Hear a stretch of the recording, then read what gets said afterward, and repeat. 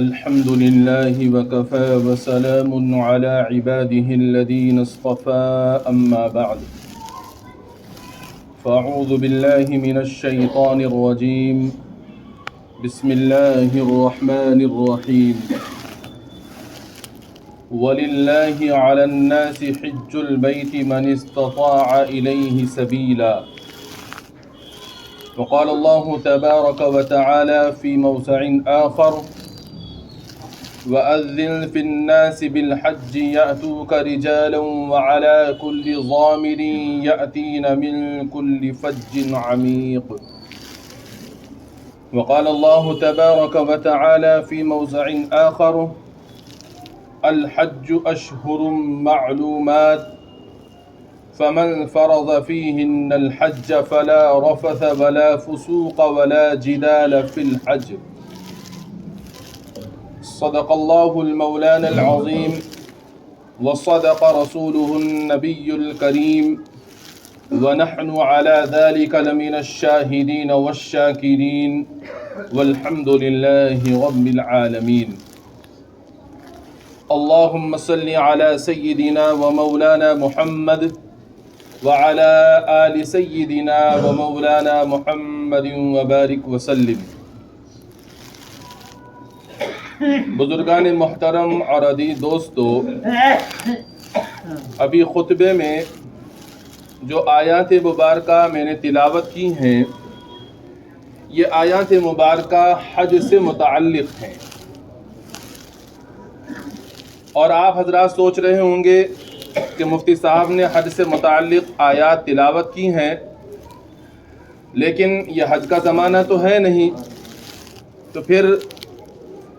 حج سے متعلق بیان کس لیے کیا جا رہا ہے؟ تو اس کو سمجھ لیجئے گا کہ حج کے ایام تو نہیں ہیں، لیکن پھر بھی حج سے متعلق بیان اس لیے کیا جا رہا ہے کہ اس وقت میں حج کمیٹی کی جانب سے حج کے فارم بھرے جا رہے ہیں، لہذا جن لوگوں پر حج فرض ہوتا ہے ان کو اسی زمانے میں فارم بھرنے ہوں گے، تبھی وہ حج کے لیے جا سکتے ہیں، اور اگر وہ اس زمانے میں فارم نہیں بھرتے ہیں تو وہ پھر حج کرنے نہیں جا پائیں گے، یا پھر ان کو پرائیویٹ سے، جس میں خرچ بہت زیادہ ہوتا ہے، اس کے ذریعے سے ان کو حج پر جانا ہوگا۔ اس لیے ذہن میں یہ بات آئی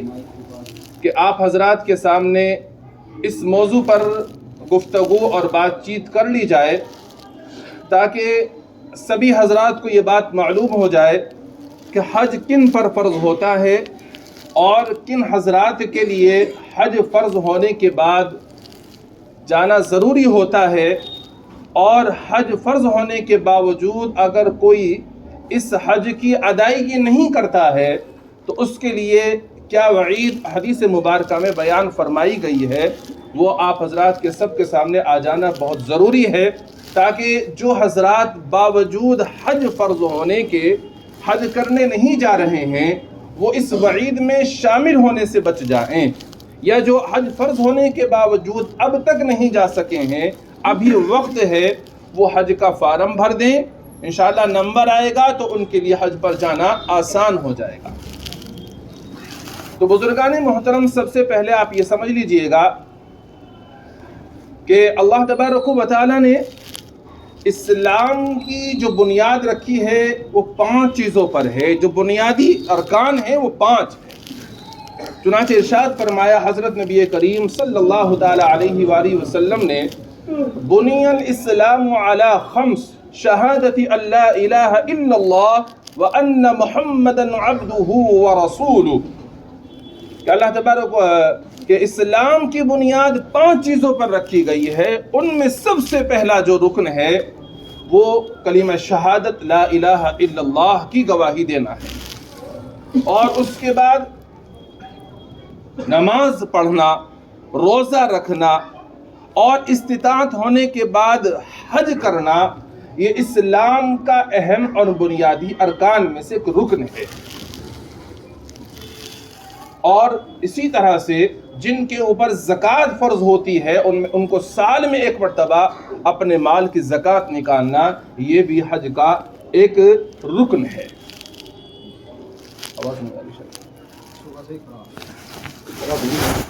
میں عرض کر رہا تھا، اسلام کے جو بنیادی ارکان ہیں وہ 5 ہیں۔ ان میں سب سے پہلا رکن کلمہ شہادت کی گواہی دینا،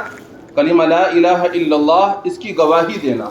اور پھر نماز پڑھنا، روزہ رکھنا، حج ادا کرنا اور زکوٰۃ دینا، یہ 5 ارکان ہیں۔ تو ان میں سے حج ایک اہم رکن ہے، یہ بنیادی رکن ہے اسلام کا،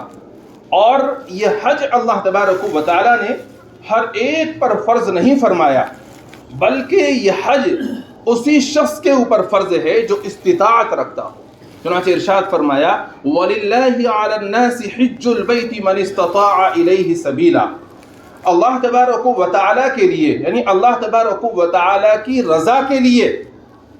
اسی شخص پر حج فرض ہے جو استطاعت رکھتا ہو وہاں تک پہنچنے کی۔ حضور اکرم صلی اللہ تعالیٰ علیہ وآلہ وسلم سے اس کے بارے میں دریافت کیا گیا تو آپ علیہ السلام نے ارشاد فرمایا، جو شخص جس کے پاس سواری میسر ہو اور وہ وہاں تک پہنچنے کا اور وہاں رہنے کا، یعنی سواری کا نظم ہو اور سفر کا خرچہ برداشت کر سکے، اس کے اوپر حج فرض ہوتا ہے۔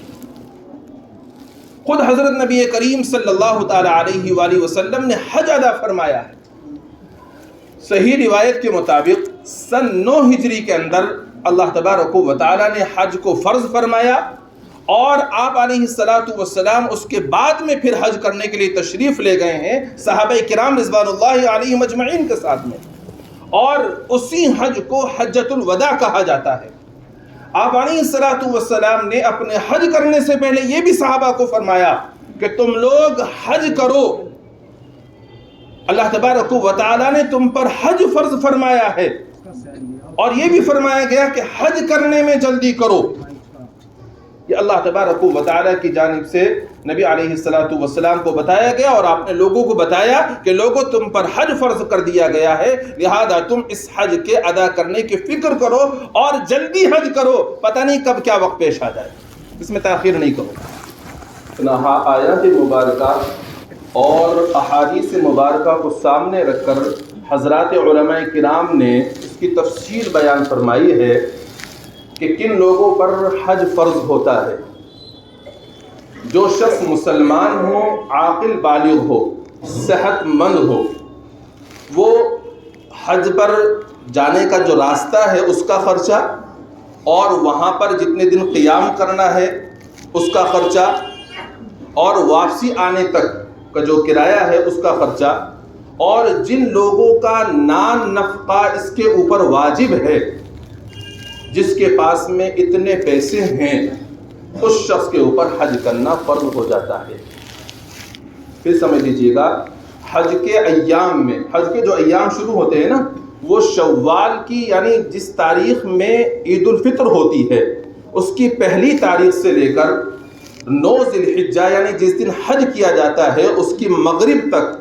ان ایام میں اگر کسی شخص کے پاس میں اتنے پیسے آ گئے ہیں یا وہ اتنے پیسوں کا مالک ہے کہ جس میں حج کا سفر آنے جانے کا اور وہاں پر قیام کے دوران کا خرچہ، اور جن کا اس کے اوپر نان نفقہ واجب ہے، ان کا اتنے دن کا خرچہ جس کے پاس میں اتنے پیسے ہوں کہ برداشت کر سکے، اس کے اوپر حج کرنا فرض ہو جاتا ہے۔ اگر عورت ہے تو عورت کے اوپر حج جب فرض ہوگا کہ یہ تمام چیزیں پائی جا رہی ہیں، لیکن اس کے پاس میں یا تو کوئی محرم سفر کرنے کے لیے جا رہا ہے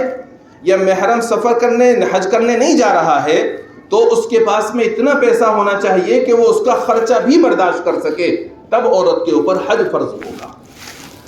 تو آج کے جو ہمارے زمانے میں تقریباً یہ سمجھ لیجئے گا 4 لاکھ روپے، کم سے کم اندازاً بتا رہا ہوں تخمیناً، کہ 4 لاکھ روپے حج کا خرچہ، اور اس کے علاوہ 40 دن تقریباً وہ وہاں رہے گا، تو اس کے جو بیوی بچے ہیں اور اگر والدین حیات ہیں ان کا خرچہ 40 دن کا کتنا بیٹھتا ہے؟ فرض کیجئے گا 10,000 روپے بیٹھ جاتے ہیں یا 20,000 روپے بیٹھ جاتے ہیں، تو جتنے بیٹھتے ہیں اگر کسی کے پاس میں اتنی رقم ہو جاتی ہے تو اس کے اوپر حج کرنا فرض ہو جاتا ہے۔ اگر وہ حج کرنے نہیں جاتا ہے تو پھر وہ گنہگار ہوتا ہے۔ کیا گناہ ہے حج نہ کرنے کا؟ حضور اکرم صلی اللہ تعالی علیہ وآلہ وسلم نے ارشاد فرمایا، جو شخص استطاعت رکھنے کے باوجود حج نہ کرے، وہ یہودی ہو کر مرے یا نصرانی ہو کر مرے، ہمیں کوئی پرواہ نہیں ہے۔ آپ نے حدیث سنی، حضرت علی رضی اللہ تعالی عنہ کی روایت ہے کہ جو شخص حج فرض ہونے کے باوجود حج نہ کرے، استطاعت ہونے کے باوجود حج نہ کرے، ہمیں اس کی کوئی پرواہ نہیں ہے، وہ یہودی ہو کر مرے یا نصرانی ہو کر مرے۔ بہت سخت وعید ہے۔ اور آپ جانتے ہیں کہ یہود و نصارہ ایمان والے نہیں ہیں، یہود و نصارہ ایمان والے نہیں ہیں۔ یہ یہودی اور عیسائی اپنے زمانے میں ایمان والے تھے، لیکن جب حضرت نبی کریم صلی اللہ تعالی علیہ وآلہ وسلم تشریف لے آئے تو آپ کی تشریف آوری کے بعد میں اب صرف وہی ایمان والا ہے جو مسلمان ہے، جو کلمہ پڑھنے والا اور حضرت نبی کریم صلی اللہ تعالی علیہ وآلہ وسلم کو آخری نبی ماننے والا ہے اور تمام نبیوں پر بھی ایمان لانے والا ہے، ان میں کوئی تفریق نہیں کرتا، وہ شخص ایمان والا ہے۔ تو جو شخص استطاعت کے باوجود حج نہیں کر رہا ہے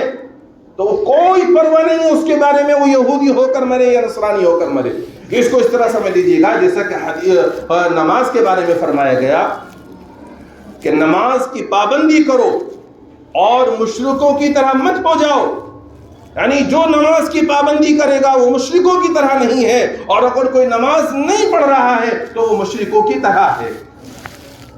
علماء نے اس کی تفصیل بیان فرمائی کہ اصل میں یہود و نصارہ حج نہیں کرتے تھے اور مشرکین حج کرتے تھے،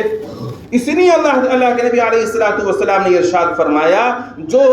حج نہ کرے وہ یہودی ہو کر مرے یا نصرانی ہو کر مرے۔ اور ادھر نماز کے تعلق سے یہ ارشاد فرمایا کہ وہ جو نماز نہ پڑھے، یعنی نماز کی پابندی کرو، اور جو نماز نہیں پڑھ رہا ہے وہ مشرکوں کی طرح کام کر رہا ہے، مشرکوں کی طرح اعمال کر رہا ہے۔ تو معلوم یہ ہوتا ہے، اچھا اس کی تفصیل یہ بیان فرمائی کہ مشرک لوگ نماز نہیں پڑھتے تھے اور یہود و نصارہ نماز پڑھتے تھے، تو وہاں پر اس لیے آپ نے یہ ارشاد فرمایا کہ نماز کی پابندی کرو اور مشرکوں کی طرح مت ہو جاؤ۔ تو نماز نہ پڑھنا یہ مشرکوں کی طرح ہونا ہے، اور حج اور فرض ہونے کے باوجود حج نہ کرنا اور اسی حالت پر مر جانا یہ ایسا ہے کہ گویا کہ کوئی یہودی ہو کر یا نصرانی ہو کر مر رہا ہے۔ اس لیے میرے بزرگوں، جن لوگوں پر حج فرض ہے ابھی حج کے فارم بھرے جا رہے ہیں، 15 جنوری تک حج کے فارم بھرے جائیں گے، آپ حج کا فارم بھر دیجئے گا تاکہ آپ اس فریضے کو ادا کر سکیں۔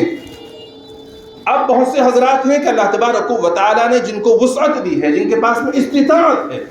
لیکن پھر بھی وہ حج کرنے نہیں جا رہے ہیں۔ کیا کہتے ہیں؟ بہت سے حضرات یہ کہتے ہیں کہ جی ابھی تو میرے امی ابو نے حج نہیں کیا،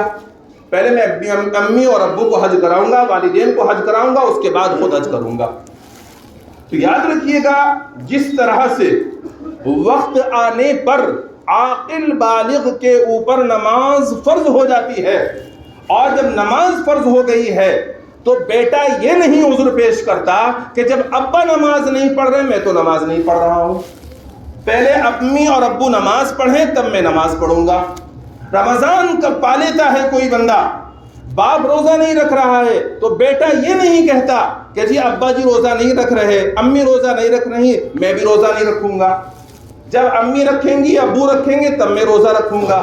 کوئی عذر پیش نہیں کرتا۔ تو جس طرح سے وقت آنے پر نماز ہر عاقل بالغ پر فرض ہو جاتی ہے اور ہر عاقل بالغ اس کو ادا کرنے کی کوشش کرتا ہے، کوئی عذر پیش نہیں کرتا کہ ابا نہیں پڑھتے میں نہیں پڑھتا، اسی جس طرح سے رمضان آنے پر حج روزہ فرض ہو جاتا ہے اور کوئی عذر پیش نہیں کرتا، ابا نہیں رکھتے روزہ، امی نہیں روزہ رکھتی میں بھی نہیں رکھوں گا، یا پہلے میں امی ابو کو رکھواؤں گا تب میں رکھوں گا، ایسا کوئی عذر پیش نہیں کرتا۔ تو اسی طرح سے میرے بزرگوں، جن لوگوں کو اللہ رب العزت نے نے استطاعت عطا فرمائی ہے ان کے اوپر اپنی طرف سے حج کرنا فرض ہو جاتا ہے، اور یہ عذر نہیں چلنے والا کہ جی پہلے میں امی کو اور ابو کو کراؤں گا تب میں خود کروں گا، یہ عذر شرعاً قابل قبول نہیں ہے، یہ عذر چلنے والا نہیں ہے۔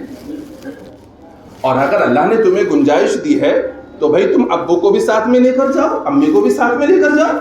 اور بہت اچھی بات ہے، لے کر جانا چاہیے۔ لیکن اگر نہیں ہے اتنی گنجائش، تمہارے پاس اتنا روپیہ ہے کہ تم خود ہی کر سکتے ہو، تو تمہارے لیے حج پر جانا ضروری ہے۔ تمہارا یہ عذر نہیں چلے گا کہ پہلے میں امی ابو کو کراؤں گا پھر خود کروں گا، یہ عذر نہیں چلنے والا تمہارا۔ کھانے کے معاملے میں تو نہیں کرتے اس طرح سے، پہننے کے معاملے میں تو نہیں کرتے اس طرح سے، ابا کے ساتھ میں برتاؤ کرنے کے معاملے میں تو نہیں کرتے اس طرح سے۔ کس طرح کا برتاؤ آج کے زمانے کے اندر ماں باپ کے ساتھ میں کیا جا رہا ہے کہ جب سنتے ہیں تو آنکھوں میں آنسو آ جاتے ہیں، دل ہل جاتا ہے کہ وہی ماں باپ جو اس کے دنیا میں آنے کا سبب اور ذریعہ بنے ہیں، یہ آج ماں باپ کو کس طرح سے ستا رہا ہے، کس طرح سے تکلیف پہنچا رہا ہے، صرف اس ایک لڑکی کی خاطر جس کو ابھی آئے ہوئے چند ہی دن اس کے گھر میں ہوئے، اس کو خوش رکھنے کی خاطر ماں باپ کو کتنی تکلیفیں پہنچا رہا ہے۔ لیکن جب دین کا معاملہ آتا ہے تو آپ کہتے ہیں کہ صاحب ابھی امی ابا نے تو حج کیا نہیں، میں کیسے کر لوں گا؟ تو یہ جو عذر آپ لوگ کرتے ہیں یہ عذر چلنے والا نہیں ہے شریعت میں۔ بہت سے حضرات کہہ دیتے ہیں کہ جی ابھی بچوں کی شادی بھی کرنی ہے، پہلے بچوں کی شادی سے فارغ ہو جائیں تب ہم حج کریں گے۔ یاد رکھیے گا شرعاً یہ بھی عذر قابل قبول نہیں ہے۔ شادی کے جو اخراجات ہیں وہ تو تم نے بڑھائے ہیں، شریعت نے تھوڑی بڑھائے ہیں۔ شریعت نے تو صرف اور صرف اتنا کیا ہے کہ گنجائش کے ساتھ میں ولیمہ کرنا ہے اور ایک مہر ہے، مہر بھی تو رکھا ہے، گنجائش کے ساتھ میں اور ولیمہ کرنا ہے۔ ولیمے میں بھی کوئی متعین نہیں کیا کہ تمہیں بکرا ہی ذبح کرنا ہے، ولیمے میں متعین نہیں کیا کہ گوشت ہی کھلانا ہے، گوشت کی گنجائش نہیں ہے تم دال چاول کھلا دو۔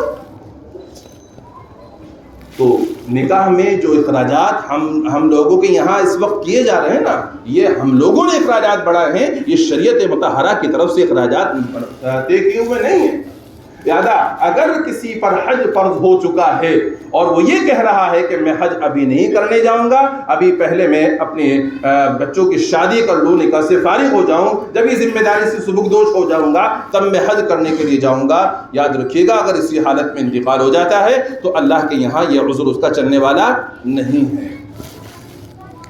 اسی طرح اور بہت سارے عذر لوگ کرتے ہیں کہ جب بیٹا پیروں پر کھڑا نہیں ہوا ہے، ابھی پہلے بھی نمازی تو بن جائیں، ابھی تو ہم نمازی نہیں ہیں، ابھی کہاں سے ہم حج کرنے چلے جائیں؟ تو بھئی نمازی بنتا کیوں نہیں؟ نمازی بن جا۔ اور اگر تیرے اوپر حج فرض ہو چکا ہے تو نماز نہیں پڑھ رہا ہے تو کم سے کم حج کرنے تو چلا جا، ایک فرض تو تیرے ذمے سے ادا ہو جائے گا،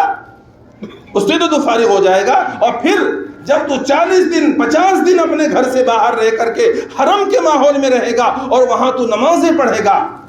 تو اللہ تبارک و تعالیٰ تجھے انشاءاللہ آنے کے بعد بھی 5 وقتہ نمازی بنا دے گا۔ تو بہرحال میرے بزرگوں، یہ سب عذر قابل قبول نہیں ہے جو لوگوں نے بنا رکھے ہیں۔ اور بھی بہت سارے عذر ہیں لیکن مائک کی خرابی کی وجہ سے تھوڑا سا گڑبڑ ہو گئی، بات لمبی نہیں کر پا رہا ہوں میں۔ تو بہرحال جن کے اوپر حج فرض ہے کوئی حیلہ بہانہ چلنے والا نہیں ہے۔ ہاں بس ایک چیز ہے، وہ کیا ہے؟ قرضہ ہے۔ اگر کسی کے اوپر قرضہ ہے، نقد روپیہ بھی ہے لیکن قرضہ بھی ہے، تو اگر قرض اتنا زیادہ ہے کہ جتنا نقد روپیہ ہے اس کے برابر سرابر ہو رہا ہے، یا اتنا ہو رہا ہے کہ وہ قرض ادا کرنے کے بعد میں وہ اتنا نہیں پہنچے گا جس میں حج کر سکے، تو پھر اس کو ٹھیک ہے، کوئی بات نہیں، ابھی حج کا تمہارے اوپر فرض نہیں ہوا ہے، پہلے تم قرضے کی ادائیگی کرو، جو کہ یہ حقوق العباد سے متعلق ہے اور حج حقوق اللہ ہے۔ اللہ تبارک و تعالیٰ اپنے حق میں اگر کوتاہی رہ جائے تو معاف فرما دیں گے، بندوں کے حق میں کمی رہ جائے گی تو معاف نہیں فرمائیں گے۔ تو اس لیے پہلے حقوق العباد کی ادائیگی کی فکر کرو، یعنی یہ تمہارے اوپر قرضہ ہے پہلے اس کو ادا کرو۔ میرے بزرگوں یاد رکھو، حج پیسے والا نہیں کرتا، حج طلب والا کرتا ہے، جذبے والا کرتا ہے۔ جس کے اندر جذبہ ہوگا، جس کے اندر طلب ہوگی، وہ حج کرے گا۔ آپ سوچتے ہیں کہ حج پیسوں سے ہوتا ہے؟ بڑے بڑے مالدار آپ کے علاقے کے اندر ہیں، آپ جانتے ہیں ان لوگوں کو، آپ دیکھیں کہ وہ حج نہ کرنے جا رہے ہیں، نہ ان کو حج کی فکر ہے، کبھی کوئی عذر آ جاتا ہے، کبھی کوئی عذر آ جاتا ہے، تو معلوم اچھا کتنے لوگوں کو آپ دیکھیں گے جن کے پاس میں استطاعت نہیں ہے، کمزور ہیں دیکھنے باننے میں، لیکن پھر بھی انہوں نے حج کر لیا۔ وجہ کیا ہے کہ حج پیسوں سے نہیں ہوتا، حج طلب اور جذبے سے ہوتا ہے۔ اگر آپ کے اندر طلب ہے، جذبہ ہے، تو انشاءاللہ آپ حاجی بنیں گے ایک دن ضرور۔ اور میں پہلے بھی سمجھا چکا ہوں کہ سبب کے طور پر ہمیں کچھ نہ کچھ پیسے جمع کرتے رہنے چاہیے۔ اپنی کمائی میں سے جتنا بھی آپ بچا سکتے ہو، تھوڑے سے پیسے بچا کر ان کو حج کی نیت سے جمع کرتے رہیے۔ روزانہ کمائی والے روزانہ جمع کریں، اور جن کے تنخواہ والے ہیں وہ مہینے میں جمع کریں۔ اگر وہ روزانہ تھوڑی رقم جمع کرتے رہیں گے، ایک دن وہ رقم اتنی ہو جائے گی تم بھی حیران ہو جاؤ گے کہ انشاءاللہ تم آسانی کے ساتھ میں حج کر سکتے ہو۔ میں آپ کے سامنے زندہ مثال بیٹھا ہوا ہوں کہ میں نے 2006 سے 5 سے جب میں نے دیکھا کہ چھوٹے چھوٹے بچے حج کرنے جا رہے ہیں، مجھے بھی طلب پیدا ہوئی اور میں نے اسی وقت سے پیسے جمع کرنے شروع کیے۔ اللہ رب العزت نے اپنا فضل فرمایا اور میں نے اپنی ہی رقم سے 2017 کے اندر اس فریضے کو ادا کیا۔ تو یہ صرف اور صرف سبب کے طور پر میں نے تھوڑے جو رقم جمع کی تھی وہ 8-10 سال کے اندر اتنی ہو گئی کہ میں سہولت سے اور آسانی سے اس ادائیگی کو کر سکا۔ تو میرے بزرگ کو جذبہ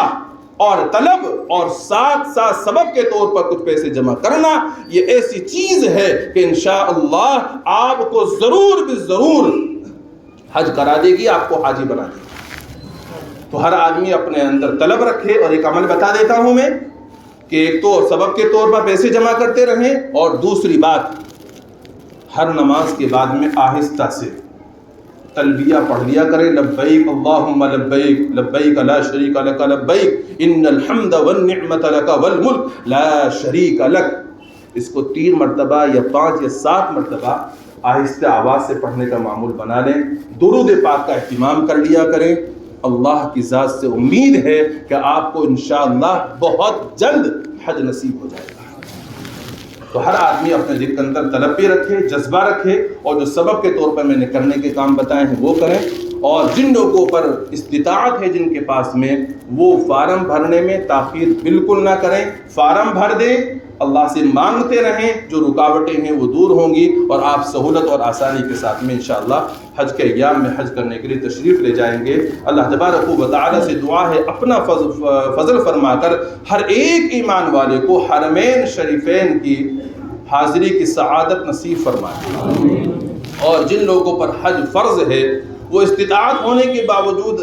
حج کرنے نہیں جا رہے ہیں، اللہ تعالیٰ سب کو توفیق عطا فرما دے کہ وہ حج کا فارم بھریں اور پھر ان کا حج میں نام آئے اور آسانی اور سہولت کے ساتھ میں اس فریضے کی وہ ادائیگی کر سکیں۔ وآخر دعوانا الحمد للہ رب العالمین۔